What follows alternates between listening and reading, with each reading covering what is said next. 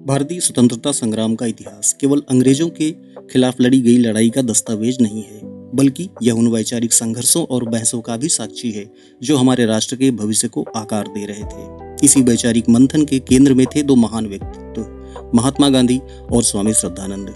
यह एक ऐतिहासिक तथ्य है कि दोनों नेताओं ने मिलकर काम किया। 1919 में स्वामी श्रद्धानंद ने दिल्ली की जामा मस्जिद से हिंदू मुस्लिम एकता का जो आह्वान किया था, वह गांधी जी के सर्वधर्म समभाव के आदर्श का ही एक प्रतिबिंब था। फिर भी समय के साथ शुद्धि आंदोलन, दलितोद्धार का तरीका और मुस्लिम तुष्टीकरण की नीति जैसे मुद्दे पर उन दोनों के बीच गहरे मतभेद उभर आए। आज हमारी चर्चा का उद्देश्य किसी एक को सही और दूसरे को गलत ठहराना नहीं है, बल्कि उस ऐतिहासिक और सामाजिक संदर्भ को समझना है जिसमें ये मतभेद पैदा हुए। हम यह विश्लेषण करेंगे कि कैसे एक ही लक्ष्य यानी स्वतंत्र भारत का सपना दो अलग अलग रास्तों से होकर गुजर रहा था और इन रास्तों का टकराव हमारे वर्तमान पर क्या प्रभाव डालता है। आइए इस जटिल लेकिन महत्वपूर्ण विषय की परतों को खोलते हैं। यह जानना कितना दिलचस्प है कि ये दोनों ही महापुरुष एक दूसरे का असीम सम्मान करते थे। क्या आप जानते हैं कि स्वामी श्रद्धानंद को महात्मा की उपाधि स्वयं गांधी जी ने ही दी थी, और जब गांधी जी अफ्रीका से भारत लौटे तो उनके परिवार के ठहरने की व्यवस्था स्वामी श्रद्धानंद ने ही अपने गुरुकुल कांगड़ी में की थी। शुरुआत में दोनों का लक्ष्य एक ही था, भारत का उद्धार। लेकिन फिर ऐसा क्या हुआ? राष्ट्र निर्माण के इस पथ पर चलते चलते इन दो महान आत्माओं के रास्ते इतने अलग क्यों हो गए? कौन सी वे दरार थी जो समय के साथ इतनी चौड़ी हो गई कि उसे पाटा न जा सका? यह सिर्फ दो व्यक्तियों के बीच की असहमति नहीं थी, बल्कि एक स्वराज्य की परिभाषा को लेकर दो अलग अलग दृष्टिकोणों का टकराव था। एक दृष्टिकोण एकता को सर्वोपरि मानता था और दूसरा आत्मसम्मान और सांस्कृतिक पहचान को। आज हम इसी जटिल और संवेदनशील विषय की परतों को खोलने का प्रयास करेंगे। हम यह समझने की कोशिश करेंगे कि उन मतभेदों के बीज कहाँ थे, वे किन परिस्थितियों में पनपे और उनका हमारे आज के भारत पर क्या असर है। आइए इतिहास के इस महत्वपूर्ण संवाद को निष्पक्षता और सम्मान के साथ फिर से जीवंत करते हैं। भारतीय स्वतंत्रता संग्राम के दो महत्वपूर्ण व्यक्तित्व महात्मा गांधी और स्वामी श्रद्धानंद के बीच विकसित हुए मतभेद भारतीय राजनीतिक इतिहास की एक जटिल कहानी प्रस्तुत करते हैं। प्रारंभ में मित्रता और सहयोग से शुरू हुए इस संबंध में समय के साथ गहरे वैचारिक मतभेद उत्पन्न हुए, जो मुख्यतः दलित कल्याण, हिंदू मुस्लिम एकता और धर्म परिवर्तन के मुद्दों पर केंद्रित थे। प्रारंभिक सहयोग और मित्रता। पारस्परिक सम्मान का दौर। स्वामी श्रद्धानंद और महात्मा गांधी के बीच प्रारंभिक संबंध अत्यंत मधुर और सहयोगपूर्ण थे। जब गांधी जी ने गुरुकुल कांगड़ी में मुंशीराम, बाद में स्वामी श्रद्धानंद के नाम से जो जाने जाते हैं, मुलाकात उनसे होती है तो उन्होंने उनके व्यक्तित्व का वर्णन शांतिपूर्ण स्थान पर रहने वाले पर्वत की तरह किया था। महात्मा गांधी ने ही उन्हें महात्मा की उपाधि प्रदान की थी और प्रारंभ में वे महात्मा मुंशीराम के नाम से जाने जाते थे। गांधी जी ने स्वामी श्रद्धानंद को राजनीतिक मंच पर आने के लिए प्रोत्साहित किया था। एक पत्र में गांधी जी ने लिखा था, मेरा दृढ़ विश्वास है कि जब तक हम धर्म के उद्देश्यों के साथ राजनीतिक क्षेत्र में प्रवेश नहीं करेंगे, तब तक हम भारत की शुद्ध और सच्ची सुधार में सफल नहीं हो सकेंगे। ध्यान दीजिए, गांधी जी कह रहे हैं कि जब तक हम धर्म के उद्देश्यों के साथ राजनीतिक क्षेत्र में प्रवेश नहीं करेंगे। महात्माओं का टकराव। समय बीतने और बदलते राजनीतिक परिदृश्य के साथ महात्मा गांधी और स्वामी श्रद्धानंद, जो पूर्व में महात्मा मुंशीराम के नाम से जाने जाते थे, इनके बीच संघर्ष छिड़ गया। दोनों महापुरुषों के बीच पहला और सबसे गंभीर मतभेद दलित कल्याण के मुद्दे पर उत्पन्न हुआ। 1919 में अमृतसर कांग्रेस अधिवेशन के अध्यक्ष के रूप में अपने भाषण में उन्होंने कहा था, स्वामी श्रद्धानंद जी ने कहा, क्या यह सच नहीं है कि आप में से बहुत से लोग जो राजनीतिक अधिकारों की प्राप्ति के बारे में सबसे ज्यादा शोर मचाते हैं, भारत के उन 6 करोड़ लोगों के प्रति अपनी घृणा की भावना पर काबू नहीं कर पाते जो अन्याय सह रहे हैं? आपके वे भाई जिन्हें आप अछूत मानते हैं कितने हैं जो अपने इन दुखी भाइयों को अपने हृदय में स्थान देते हैं? गहराई से सोचें और विचार करें कि आपके 6 करोड़ भाई, आपके अपने हृदय के टूटे हुए टुकड़े जिन्हें आपने काट कर फेंक दिया है, कैसे भारत माता की ये लाखों संतानें किसी विदेशी सरकार के जहाज का लंगर बन सकती हैं। मैं आप सभी भाइयों और बहनों से यही अपील करता हूं कि इस राष्ट्रीय मंदिर में मातृभूमि की प्रेम के जल से अपने हृदयों को पवित्र करें और वादा करें कि ये लाखों लोग आपके लिए अछूत नहीं रहेंगे, बल्कि भाई बहन बन जाएंगे। उनके बेटे बेटियां हमारे स्कूलों में पढ़ेंगे, उनके पुरुष और महिलाएं हमारे समाजों में भाग लेंगे। हमारी आज़ादी की लड़ाई में वे हमारे साथ कंधे से कंधा मिलाकर चलेंगे और हम सब मिलकर अपने राष्ट्रीय लक्ष्य की पूर्ति के लिए हाथ मिलाएंगे। यहाँ स्वामी श्रद्धानंद बात कर रहे हैं दलितों की स्थिति के बारे में। 1920 के कलकत्ता कांग्रेस अधिवेशन में स्वामी श्रद्धानंद ने दलितों के लिए एक विशेष कार्यक्रम प्रस्तुत किया, लेकिन गांधी जी के नेतृत्व में कांग्रेस ने इसे असामयिक अनुचित समय पर लागू बताकर इसे निरस्त कर दिया। दरअसल होता यह है कि 1920 के कलकत्ता कांग्रेस अधिवेशन में स्वामी श्रद्धानंद जी जो प्रस्ताव लेकर के आते हैं उसमें दलितों के उद्धार से संबंधित अनेक प्रावधान थे और दलितों के उद्धार के लिए ही वो कुछ धन एकत्र करना चाहते थे जिसमें वो कांग्रेस की सहमति चाहते थे। लेकिन गांधी जी के इशारे पर उसको असामयिक घोषित कर दिया गया, उसको निरस्त घोषित कर दिया जाता है। स्वामी श्रद्धानंद इसके बाद जो है अछूतों की सहायता के मुद्दे पर गांधी जी से मतभेद होने के कारण कांग्रेस की उप समिति से इस्तीफा दे दिया। यह मतभेद कांग्रेस द्वारा श्रद्धानंद की कल्याणकारी कार्यक्रमों के लिए आवश्यक वित्तीय मांगों को पूरा करने से इनकार करने के कारण उत्पन्न हुआ था। कांग्रेस से इस्तीफा देने के बाद स्वामी जी ने हिंदू महासभा में शामिल होने का निर्णय लिया। इस मुद्दे पर बाबा साहेब अम्बेडकर की पुस्तक है एक, कांग्रेस और गांधी ने अछूतों के साथ क्या किया। इस पुस्तक में भीमराव अम्बेडकर साहब लिखते हैं, क्या ऐसा इसलिए था क्योंकि कांग्रेस चाहती थी कि योजना मामूली हो और उसकी लागत 2-5 लाख रुपए से ज्यादा न हो, लेकिन उन्हें लगा कि इस दृष्टिकोण से उन्होंने स्वामी श्रद्धानंद को समिति में शामिल करके और स्वामी को एक विशाल योजना के साथ उनका सामना करने की अनुमति देकर, जिसे कांग्रेस न तो स्वीकार कर सकती थी और न ही अस्वीकार, एक भूल की थी। कांग्रेस ने पहले तो उन्हें संयोजक बनाने से इनकार करना और बाद में समिति को भंग करके हिंदू महासभा को काम सौंपना बेहतर समझा। परिस्थितियां इस निष्कर्ष के बिल्कुल विरुद्ध नहीं थी। स्वामी अछूतों के सबसे महान और सबसे ईमानदार समर्थक थे। इसमें जरा भी संदेह नहीं कि अगर उन्होंने समिति में काम किया होता तो वे एक बहुत बड़ी योजना तैयार कर सकते थे। ये भीमराव अम्बेडकर जी कहते हैं कांग्रेस और गांधी ने अछूतों के साथ क्या किया इस पुस्तक में। वित्तीय मांगों की अस्वीकृति। 1922 में कांग्रेस ने अस्पृश्यता निवारण के लिए एक समिति गठित की जिसमें स्वामी श्रद्धानंद को शामिल किया गया। उन्होंने दलित कल्याण के लिए एक व्यापक योजना प्रस्तुत की और इसके लिए बड़ी मात्रा में धन की मांग की, परंतु कांग्रेस ने उनकी मांग को अस्वीकार कर दिया, जिसके कारण उन्होंने समिति से त्यागपत्र दे दिया। डॉक्टर अम्बेडकर ने संदर्भ में लिखा है, स्वामी श्रद्धानंद एकमात्र ऐसे व्यक्ति थे जिन्होंने अस्पृश्यता, छुआछूत निवारण और दलितों के उद्धार के कार्यक्रम में रुचि ली थी। उन्हें काम करने की बहुत इच्छा थी, पर उन्हें त्यागपत्र देने के लिए विवश होना पड़ा। ये भीमराव अम्बेडकर साहब का कथन है। खिलाफत आंदोलन, उसके बाद ये मामला आता है। हम उन मुद्दों पे फोकस कर रहे हैं जिन मुद्दों की वजह से महात्मा गांधी और स्वामी श्रद्धानंद के बीच में मतभेद पैदा होते हैं। 1921 में जब गांधी जी ने अंग्रेजी उत्पादों का बहिष्कार करने और विदेशी कपड़ों की होली जलाने का आह्वान किया तो खिलाफत मुस्लिम कार्यकर्ताओं ने गांधी जी से उन्हीं विदेशी कपड़ों को तुर्की भेजकर अपने साथी तुर्की मुसलमानों के इस्तेमाल की अनुमति ले ली। ये वाकया उस समय होता है जब हमारे यहाँ पे खिलाफत आंदोलन चल रहा होता है, असहयोग आंदोलन चल रहा होता है साथ में। तो गांधी जी के नेतृत्व में, गांधी जी के इशारे पे, गांधी जी के कहने के बाद पूरे भारत में विदेशी वस्त्रों की होली जलाई जा रही थी। मुस्लिम लोग जो कार्यकर्ता थे, खिलाफत मुस्लिम कार्यकर्ता थे, वो उन लोगों ने क्या किया, उन लोगों ने इन कपड़ों को जिन्हें हिंदू लोग जला रहे थे, जिनको जला के होली मना रहे थे, वो होली जला रहे थे विदेशी कपड़ों को, खिलाफत मुस्लिम कार्यकर्ताओं ने उन्हीं कपड़ों को गांधी जी से बात करके परमिशन ली, गांधी जी से उन कपड़ों को एकत्र किया और उन कपड़ों को वो तुर्की भेज रहे थे ताकि उनके जो साथी मुसलमान हैं तुर्की में वो इसका इस्तेमाल कर सकें। तो इस मुद्दे पे स्वामी जी को कुछ खिलाफत सम्मेलनों के दौरान असहजता महसूस हुई, जहां मौलाना कुरान की आयतें पढ़ रहे थे जिनमें जिहाद और काफिरों के कत्लेआम का बार बार जिक्र किया जा रहा था। लेकिन गांधी जी का मानना था कि वे ब्रिटिश नौकरशाही की ओर इशारा कर रहे हैं। फिर भी स्वामी जी ने चेतावनी दी कि जब भावनाओं का विद्रोह होगा तो मौलाना उन्हीं आयतों का हिंदुओं के खिलाफ इस्तेमाल करने से नहीं चूकेंगे, और वह सही भी थे। खिलाफत आंदोलन और हिंदू मुस्लिम एकता।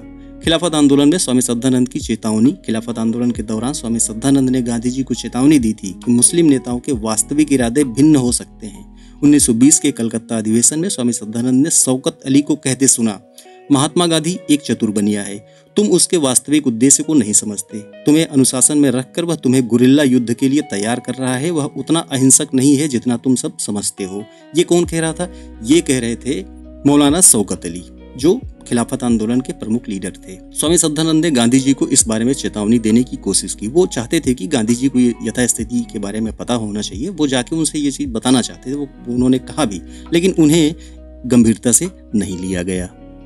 एक तरह से देखा जाए तो गांधी जी के खिलाफ जो शौकत अली ने जो बयान दिया, उसमें तत्कालीन परिस्थितियों में कई ऐसे मुस्लिम लीडर थे जो गांधी जी के खिलाफ बयान वो देते रहते थे और काफी अभद्र बयान देते रहते थे। उसके बावजूद भी गांधी जी सबको इग्नोर करते रहते थे, खिलाफत नेताओं के बयानों को। खिलाफत की विरासत को कायम रखने के लिए कांग्रेस पार्टी इतनी बेताब थी कि उसने मोपला के बर्बर अत्याचारों का धूर्तता पूर्वक बचाव किया। एक और मुद्दा था जिससे स्वामी जी बहुत चिंतित थे। उन्होंने अपने लेख में लिखा, अस्पृश्यता, अस्पृश्यता मतलब अनटचेबिलिटी, छुआछूत। छुआछूत निवारण के संबंध में कई बार आधिकारिक रूप से यह निर्णय दिया जा चुका है कि हिंदुओं का कर्तव्य है कि वे अपने पिछले पापों का प्रायश्चित करें और गैर हिंदुओं का इससे कोई लेना देना नहीं होना चाहिए। ये गांधी जी के विचार था, क्योंकि अस्पृश्यता, छुआछूत और ये सब चीजें जो थी उस समय तत्कालीन परिस्थितियों में जिस तरह से चल रहा था, ये सब बेहद ही अमानवीय कृत्य थे। तो गांधी जी ये कहते थे कि ये हिंदुओं के पूर्व जन्मों का पाप है, उनको इसका प्रायश्चित करना चाहिए। गांधी जी इस मुद्दे पे ये विचार रखते थे। लेकिन इसी जगह मुसलमानों और ईसाई कांग्रेसियों ने वैकोर्न और अन्य स्थानों पर श्री गांधी के इस कथन का खुलेआम विरोध किया है। यहाँ तक कि श्री याकूब हसन जैसे निष्पक्ष नेता ने भी मद्रास में मुझे संबोधित करने के लिए बुलाई गई एक बैठक की अध्यक्षता करते हुए मुसलमानों को खुले तौर पर भारत के सभी अछूतों को इस्लाम में परिवर्तित करने का कर्तव्य बताया। ये सारे वाकये हो रहे थे। एक तरफ महात्मा गांधी हिंदुओं से ये अपेक्षा रखते थे और उनको ये कहते थे कि यदि यहाँ पे दलितों के साथ कोई दिक्कत हो रही है तो उसके जिम्मेदार हिंदू हैं, ये आपके पूर्व जन्मों के पाप हैं, इसका आप प्रायश्चित कीजिए। वहीं दूसरी तरफ ईसाई लोग थे, मुस्लिम लोग थे, जो हिंदुओं का धर्म परिवर्तन करवाना चाहते थे, कर रहे थे, उनके लिए महात्मा गांधी कोई बयान जारी नहीं करते थे। एक तरीके से देखा जाए तो महात्मा गांधी की मौन स्वीकृति थी इन स्थितियों में। उसके बाद आता है मामला मोपला विद्रोह का। ये खिलाफत के ठीक बाद मोपला विद्रोह का मामला आता है। खिलाफत आंदोलन की विफलता के बाद केरल के मालाबार में मोपला मुसलमानों ने हिंदुओं पर भीषण अत्याचार किए। मोपला मुसलमान हिंदुओं को अपना दुश्मन मानते थे और उन पर आतंक फैलाते थे। फिर भी 16 जनवरी 1922 को कांग्रेस कार्य समिति द्वारा मोपला अत्याचारों पर पारित प्रस्ताव से पता चलता है कि कांग्रेस मुसलमानों की भावनाओं को ठेस न पहुंचाने के लिए कितनी सतर्क थी। कार्यकारी समिति मालाबार के कुछ क्षेत्रों में मोपलाओं द्वारा की गई हिंसा के कृत्यों पर गहरा खेद व्यक्त करती है। ये कौन कह रहा है? ये जो कांग्रेस कार्य समिति है उसकी तरफ से ये बयान आता है। उसके बाद में मोपला विद्रोह पे ये बयान कांग्रेस कार्य समिति की तरफ से आया है। कांग्रेस कार्य समिति क्या कह रही है? कार्यकारी समिति मालाबार के कुछ क्षेत्रों में मोपलाओं द्वारा की गई हिंसा के कृत्यों पर गहरा खेद व्यक्त करती है। ये कृत्य इस बात का प्रमाण है कि भारत में अभी भी ऐसे लोग हैं जिन्होंने कांग्रेस और केंद्रीय खिलाफत समिति के संदेश को नहीं समझा है और प्रत्येक कांग्रेस और खिलाफत कार्यकर्ता से आह्वान करती है कि वो पूरे भारत में सबसे गंभीर उकसावे के तहत भी अहिंसा के उक्त संदेश को फैलाएं। हालांकि मोपलाओं की ओर से हिंसा की निंदा करते हुए कार्यकारिणी समिति यह जानना चाहती है कि उसके पास मौजूद सबूतों से पता चलता है कि मोपलाओं को बर्दाश्त से परे उकसावा दिया गया और सरकार की ओर से प्रकाशित रिपोर्टों ने भी मोपलाओं द्वारा किए गए गलत कामों का एक तरफा और अत्यधिक बढ़ा चढ़ाकर विवरण दिया है और शांति और व्यवस्था के नाम पर सरकार द्वारा किए गए जीवन के अनावश्यक विनाश को कम करके आंका है। कार्यकारिणी समिति को यह जानकर खेद है कि मोपलाओं के बीच कुछ कट्टरपंथियों द्वारा तथा कथित जबरन धर्मांतरण के उदाहरण है, लेकिन जनता को सरकार और प्रेरित संस्करणों पर विश्वास करने से रोका गया। ये कांग्रेस कार्यकारी समिति की तरफ से बयान आया था। पूरे बयान को आप देखिए, इस पूरे बयान में कहीं भी आपको ऐसा नहीं नजर आएगा कि कांग्रेस मोपलाओं के जो वहाँ पे अत्याचार किए गए, मोपलाओं द्वारा जो अत्याचार केरल में किए गए, उसके बारे में उन्होंने कुछ खुल के इसमें उनकी भर्त्सना की हो या फिर आलोचना की हो। एक दो लहजे शब्दों में उन्होंने इस बात को खत्म कर दिया और पूरा का पूरा मामला वो ये कह के खत्म कर रहे हैं कि दरअसल ये सारा का सारा मामला सरकार और प्रेरित संस्करणों द्वारा फैलाया जा रहा है। और जब वहाँ पे जिस तरह से कट्टरता फैल रही थी, जिस तरह से हिंदुओं को मारा गया, वहाँ पे जिस तरह से धर्म परिवर्तन जबरन करवाया गया, उसके बारे में भी ये कांग्रेस कार्य समिति उस समय कहती है कि कुछ कट्टरपंथी तत्व के लोग उसमें शामिल होते हैं जिनकी वजह से ये स्थिति होती है। ये कांग्रेस का ये बयान है और इस तरह से इसको आप देख सकते हैं। वैकोम सत्याग्रह की भूमिका में अंतर। 1925 के वैकोम सत्याग्रह के दौरान स्वामी श्रद्धानंद ने तुरंत इस आंदोलन का समर्थन किया और स्वयं वैकोम जाकर अपना समर्थन दिखाया, जबकि गांधी जी प्रारंभ में इस मुद्दे पर झिझक रहे थे। दरअसल वैकोम सत्याग्रह जो होता है वो मंदिर में प्रवेश को लेकर के होता है, मंदिर में दलितों के प्रवेश को लेकर के ये आंदोलन चल रहा होता है। जब ये स्थिति के बारे में स्वामी श्रद्धानंद जी को पता चलता है तो स्वामी श्रद्धानंद तुरंत ही वहां पहुंच जाते हैं और इस बात का समर्थन करते हैं कि सबको मंदिर में प्रवेश का अधिकार मिलना चाहिए। और स्वामी श्रद्धानंद को ये सब विरासत में मिली थी स्वामी दयानंद सरस्वती जी से। आप देखेंगे आर्य समाज के अगर मूल सिद्धांतों को आप देखेंगे, आर्य समाज की जो जड़ें हैं, आप उन जड़ों को भी देखेंगे तो उसमें जातिवाद के समूल विनाश की बात की गई है। तो अपने धर्म और अपने मान्यता के बिल्कुल अनुरूप चल रहे थे स्वामी श्रद्धानंद जी और वो वहाँ पे पहुँचते हैं और वो कहते हैं कि मंदिर में सबको जाने का अधिकार है। शुद्धि आंदोलन और धर्म परिवर्तन विवाद उसके बाद आता है। शुद्धि आंदोलन की शुरुआत 11 फरवरी 1923 को स्वामी श्रद्धानंद ने भारतीय शुद्धि सभा की स्थापना की। इस आंदोलन का उद्देश्य उन हिंदुओं को वापस हिंदू धर्म में लाना था जिन्हें बलपूर्वक या अन्य कारणों से मुस्लिम या ईसाई धर्म अपनाने के लिए मजबूर किया गया था। यहाँ आपको ध्यान देने की बात यह है कि उन हिंदुओं की बात हो रही है जिन्हें बलपूर्वक, पहला क्या इसमें है, बलपूर्वक जबरन उनका धर्म परिवर्तन कराया गया हो, दूसरा मजबूर किया गया हो। अगर किसी का जबरन बलात् जो है धर्म परिवर्तन किया गया है, मजबूर किया गया है, तो ऐसे लोगों को हिंदू धर्म में वापस लाने के लिए ही शुद्धि आंदोलन स्वामी श्रद्धानंद द्वारा भारत में शुरू किया जाता है।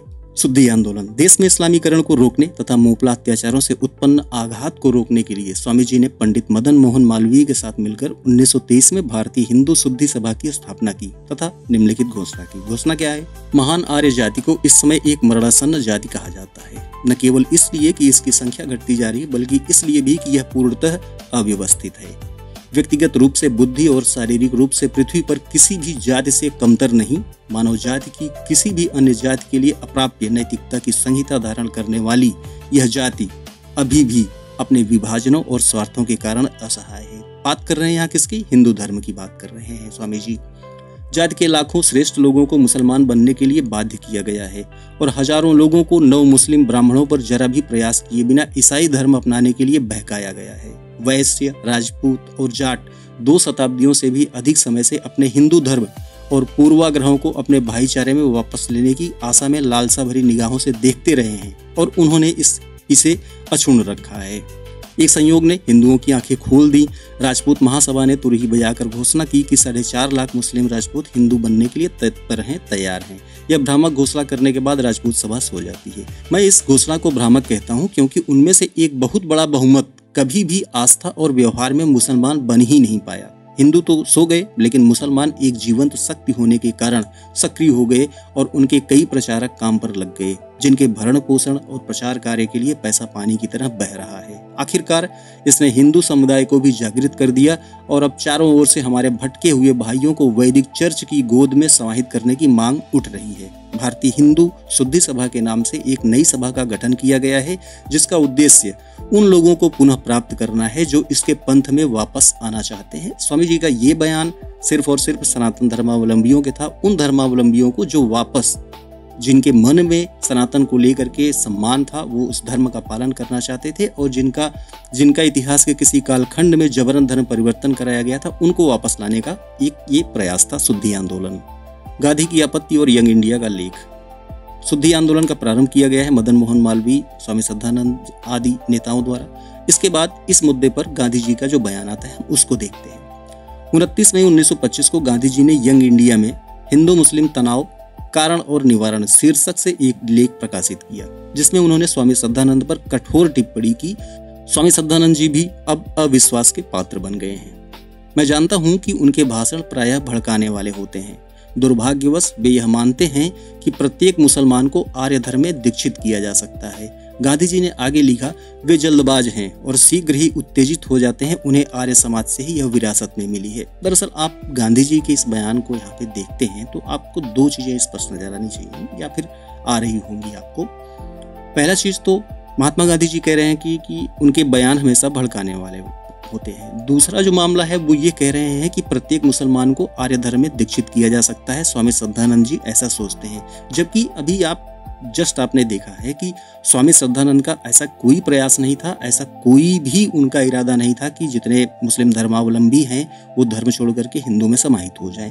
वो सिर्फ और सिर्फ उन धर्मावलंबियों को, उन मुस्लिम धर्मावलंबियों को वापस हिंदू धर्म में लाना चाहते थे जो हिंदू धर्म में आने को उत्सुक थे, जो किसी कारणवश, किसी मजबूरीवश, जब जबरन उनको मुस्लिम धर्म में दीक्षित किया गया या फिर मुस्लिम धर्म को उन्हें स्वीकार करने के लिए बाध्य किया गया, ऐसे लोग जो पीड़ित थे और हिंदू धर्म में वापस आना चाहते हैं, सिर्फ उन लोगों को हिंदू धर्म में वापस लाने के लिए उन्होंने शुद्धि आंदोलन चलाया था। जबकि गांधी जी यंग इंडिया में लिख रहे हैं कि उन्हें लगता है कि वो सारे मुसलमानों को आर्य बना देंगे। गांधी जी का ये बयान थोड़ा सा कहीं न कहीं खटकता है। फिर उसके बाद गांधी जी जब ये कहते हैं कि वे जल्दबाज हैं और शीघ्र ही उत्तेजित हो जाते हैं, उन्हें आर्य समाज से ही यह विरासत में मिला है। मेरी समझ में नहीं आता कि आर्य समाज का इतिहास अगर हम देखते हैं तो उसमें तो उत्तेजना नाम की कोई जगह नहीं है, कहीं भी नहीं है। उत्तेजित न तो दयानंद सरस्वती थे और न ही श्रद्धानंद स्वामी थे। तो ऐसे में यहाँ पे उत्तेजना का आर्य समाज से निकट संबंध स्थापित करना क्या किसी दृष्टिकोण से सही है? दरअसल गांधी जी का ये बयान कहीं न कहीं मुझे लगता है कि उचित नहीं है। ये नहीं होना चाहिए था, इस तरह के बयान नहीं आने चाहिए थे। आप ठीक है, आप स्वामी श्रद्धानंद वो कर रहे हैं तो आप उनके लिए इतने कड़े शब्दों में उनकी आलोचना कर रहे हैं, भर्त्सना कर रहे हैं, लेकिन आप गांधी जी की स्वतंत्रता संग्राम में जितनी भूमिका रही है, पूरे भूमिका के दौरान आप देखेंगे कहीं भी इतने खिलाफत आंदोलन में जो नेता सक्रिय रहे, जितने लोग रहे, वो लोग गांधी जी की इतनी आलोचना करते थे, लेकिन गांधी जी ने कभी उन लोगों को जवाब देना उचित नहीं समझा। पूरे जीवन काल में मुस्लिम लोग जो अत्याचार कर रहे थे, वो जबरन धर्म परिवर्तन करवा रहे थे, ईसाई लोग जो धर्म परिवर्तन करवा रहे थे, गांधी जी उन लोगों को भी कभी कुछ नहीं कहा, उन लोगों से भी अपनी आंखें बिल्कुल हटा ली थी उन्होंने। लेकिन जब स्वामी श्रद्धानंद ने शुद्धि आंदोलन चलाया तो गांधी जी को बहुत गुस्सा आया, और उसके बाद जिस तरह के बयान आते हैं, वो जिस तरह के लेख आते हैं समाचार पत्रों में उनके द्वारा, और जिस तरह मंचों पे उनके द्वारा भाषण दिए जाते हैं, वो बहुत ही दुखदाई हैं। और कहीं न कहीं ये उनके जो बयान हैं ये ट्रिगर का काम करते थे। स्वामी श्रद्धानंद की प्रतिक्रिया इसके बाद क्या आती है? जब स्वामी श्रद्धानंद से पूछा गया कि क्या वे गांधी के लेख का उत्तर देंगे, तो उन्होंने कहा उन्हें नहीं लगता कि उनकी ओर से कोई उत्तर आवश्यक है। गांधी जी का स्वयं का बयान ही उनके सबसे अच्छे खंडन का काम करता है। यह विरोधाभासों से भरा है, निसंदेह उनका पूरा बयान विरोधाभासों से भरा हुआ है। मोपला विद्रोह पर मतभेद। मोपला विद्रोह के दौरान हिंदुओं पर हुए अत्याचारों को लेकर भी दोनों के बीच मतभेद था। जबकि स्वामी श्रद्धानंद इन अत्याचारों की कड़ी निंदा करते थे, गांधी जी ने मोपलाओं को बहादुर और ईश्वर से डरने वाली कौम कहा उन्हें, और हिंदुओं को ही इसके लिए जिम्मेदार ठहराया। गांधी जी ने मोपला विद्रोह में सारी जो गलती थी वो हिंदुओं पे ही उतारी उन्होंने, कि हिंदू लोग ही गलत हैं, बाकी वो तो मोपला लोग तो बहादुर हैं, वो ईश्वर से डरने वाली कौम है, तो उनसे तो गलती हो नहीं सकती है। ऐसा गांधी जी का बयान था। कार्यप्रणाली संबंधी मतभेद। गांधी जी की एक छत्र कार्यप्रणाली की आपत्ति। स्वामी श्रद्धानंद गांधी जी की कार्यप्रणाली से भी असंतुष्ट थे। उन्हें लगता था कि गांधी जी समितियों का गठन तो करते थे, लेकिन उनकी सलाह और सिफारिशों को नजरअंदाज करके अकेले ही निर्णय लेते थे। असहयोग आंदोलन पर मतभेद। स्वामी श्रद्धानंद का मानना था कि छात्रों और सरकारी अधिकारियों को असहयोग आंदोलन में अपनी पढ़ाई और नौकरी का त्याग नहीं करना चाहिए, क्योंकि आंदोलन समाप्त होने के बाद वे भिखारी बन जाएंगे। ये स्वामी श्रद्धानंद जी कहते थे, और ऐसा हुआ भी था। हत्या के बाद गांधी की विवादास्पद प्रतिक्रिया। आपने देखा शुद्धि आंदोलन चला, और शुद्धि आंदोलन में जो बहुत से ऐसे हिंदू जिनका जबरन धर्म परिवर्तन करवाया गया था, वो वापस हिंदू धर्म में आते हैं, और उसके बाद इस बड़े बड़े नेताओं के स्वामी श्रद्धानंद के खिलाफ बयान आने लगते हैं। गांधी जी का भी बयान आया। उसके बाद क्या होता है हम इसको देखते हैं। तो 23 दिसंबर 1926 को नया बाजार दिल्ली में स्थित उनके निवास स्थान पर अब्दुल रशीद नामक एक उन्मादी धर्म चर्चा के बहाने उनके कक्ष में प्रवेश करके गोली मार दिया। किसको? स्वामी श्रद्धानंद को गोली मार देता है। कौन मार देता है? अब्दुल रशीद। उसे बाद में हालांकि फांसी की सजा हुई।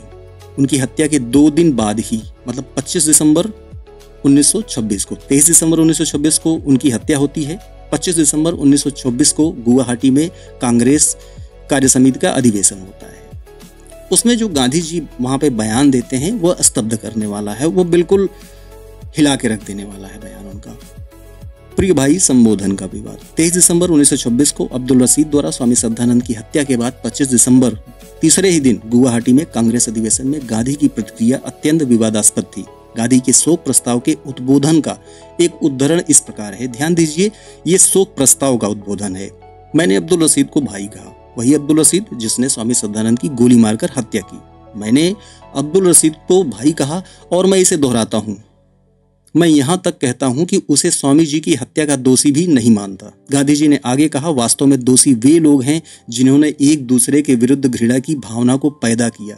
इसलिए यह अवसर दुख प्रकट करने या आंसू बहाने का नहीं है। कौन कह रहा है? गांधी जी कह रहे हैं। उसके आगे गांधी जी कहते हैं, गांधी जी ने परोक्ष रूप से स्वामी श्रद्धानंद को उनके शुद्धि कार्य के लिए दोषी ठहराया और कहा, समाज सुधारक को तो ऐसी कीमत चुकानी ही पड़ती है। स्वामी श्रद्धानंद जी की हत्या में कुछ भी अनुपयुक्त नहीं है।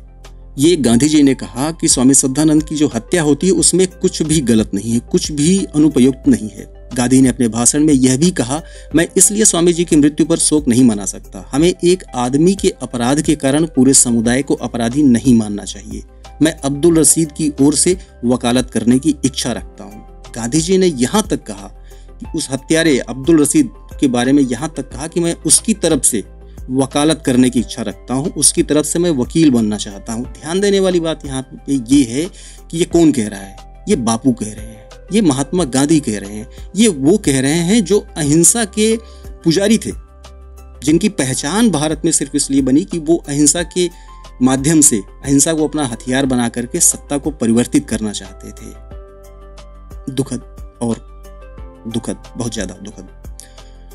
अब्दुल रशीद के धार्मिक उन्माद को दोषी न मानते हुए गांधी जी ने कहा कि ये हम पढ़े अधपढ़े लोग हैं जिन्होंने अब्दुल रशीद को उन्मादी बनाया। स्वामी जी की हत्या के पश्चात हमें आशा है कि उनका खून हमारे दोष को धो सकेगा, हृदय को निर्मल कर सकेगा और मानव परिवार के इन दो शक्तिशाली समूहों के विभाजन को मजबूत कर सकेगा। Young India 1926। मैं इसमें कुछ कहना नहीं चाहता। आप इस सारे मुद्दे आपके सामने हैं और आप इससे स्थिति का आकलन कर सकते हैं कि दरअसल परिस्थितियां कैसी थी और कैसे आगे बढ़ रही थी, और जबकि ऐसा नहीं होना चाहिए था। मुझे लगता है कि आपका व्यवहार, आप किसी एक के प्रति आपका व्यवहार अच्छा है, वो आपकी व्यक्तिगत क्वालिटी है, ठीक है ना। और ये व्यक्तिगत क्वालिटी है, आपका व्यवहार जब सबके प्रति समान हो तब उसे मानवीय व्यवहार कहा जा सकता है, मानवीय दृष्टिकोण कहा जा सकता है। कोई भी ऐसा दृष्टिकोण जो समस्त मानव जाति के लिए है, सिर्फ उसे ही मानवीय दृष्टिकोण माना जाना चाहिए।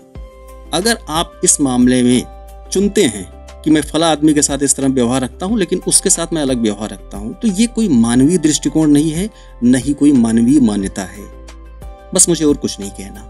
दीर्घकालिक प्रभाव, कांग्रेस से अलगाव। इन मतभेदों के कारण स्वामी श्रद्धानंद ने कांग्रेस छोड़कर हिंदू महासभा का रुख किया। उनका मानना था कि कांग्रेस वास्तविक हिंदू हितों की रक्षा करने में असमर्थ है। वैचारिक विभाजन। ये मतभेद भारतीय राजनीति में एक गहरे वैचारिक विभाजन को दर्शाते हैं।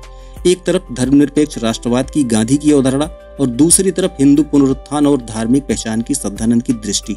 महत्वपूर्ण यहाँ ये भी है कि धर्मनिरपेक्ष राष्ट्रवाद की अवधारणा का जो पालन कर रहे थे, जो जिस अवधारणा को लेकर के महात्मा गांधी चल रहे थे, अंततः क्या उसमें वो सफल होते? दलित कल्याण में देरी। डॉक्टर अंबेडकर के अनुसार स्वामी श्रद्धानंद के त्याग पत्र के कारण दलित कल्याण के कार्यों में काफी देरी हुई। अंबेडकर ने उन्हें दलितों का सबसे महान और सच्चा हितैषी कहा था। निष्कर्ष, महात्मा गांधी और स्वामी श्रद्धानंद के मतभेद केवल व्यक्तिगत नहीं थे, बल्कि वे भारतीय स्वतंत्रता संग्राम की रणनीति, धर्म की भूमिका और सामाजिक सुधार के तरीकों को लेकर मौलिक वैचारिक मतभेद थे।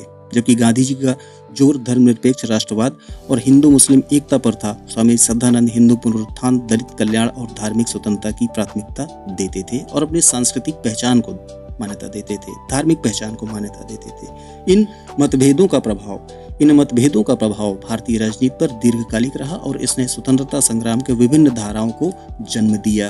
तो ये आज का वीडियो जो रहा वो स्पेशली सिर्फ इस पे केंद्रित रहा कि महात्मा गांधी और स्वामी श्रद्धानंद के बीच में विवाद क्यों थे और वो विवाद के कारण क्या थे। मेरी तरफ से जो थी, मैंने निष्पक्ष समीक्षा की। आपकी जो धारणा है, जो अवधारणा है, वो आप बना सकते हैं इस पे। Thanks for watching. अच्छा लगा हो तो शेयर कीजिएगा और सब्सक्राइब कीजिएगा, कमेंट कीजिएगा। Thanks a lot. Thanks for watching.